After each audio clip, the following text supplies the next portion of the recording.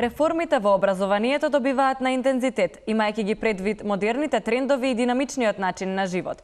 Владата реши да го забрза начинот на кој ќе се одвива наставата, почнувајќи од предшколска возраст. За почеток се стартува со проект за адаптација на басните. Брзиот начин на живење кој го наметнуваат современите услови на стопанисување, во кои родителите имаат се помалку време за децата, ја наметна потребата за длабока реформа во образованието.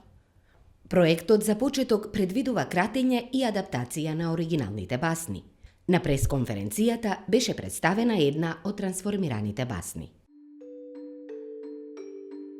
Си бил еден гавран и си седел на гранката со сиренце во уста.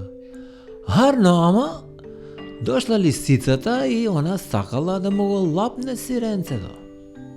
И земала еден камен и у глава му го заджиткала и гавранот туп на земја и она го земала сиренцето и си заминува.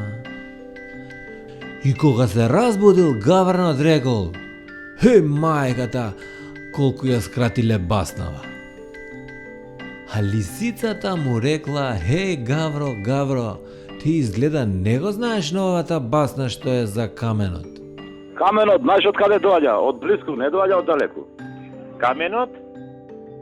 Нараво учение, тамо каде што има камен што од близко доаѓа, ке го папаш.